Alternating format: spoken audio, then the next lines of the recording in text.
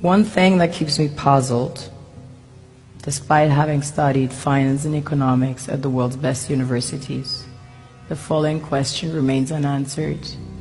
Why is it that 5,000 units of our currency is worth 1 unit of your currency, where we are the ones with the actual gold reserves?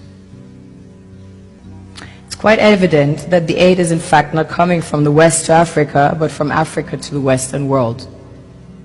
The Western world depends on Africa in every possible way, since alternative resources are scarce out here. So how does the West ensure that the free aid keeps coming? By systematically destabilizing the wealthiest African nations and their systems, and all that backed by huge PR campaigns, leaving the entire world under the impression that Africa is poor and dying and merely surviving on the mercy of the West. Well done, Oxfam, UNICEF, Red Cross, Life Aid, and all the other organizations that continuously run multi-million-dollar advertisement campaigns depicting charity porn to sustain that image of Africa globally. Ad campaigns paid for by innocent people under the impression to help with their donations. While one hand gives under the flashing lights of cameras, the other takes in the shadows. We all know the dollar is worthless, while the euro is merely charged with German intellect and technology, and maybe some Italian pasta. How can one expect donations from nations that have so little?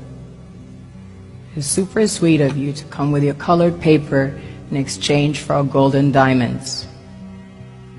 But instead, you should come empty-handed, filled with integrity and honor. We want to share with you our wealth and invite you to share with us. The perception is that a healthy and striving Africa would not disperse its resources as freely and cheaply, which is logical. Of course, it would instead sell its resources at world market prices, which in turn would destabilize and weaken Western economies established on the post-colonial free meal system.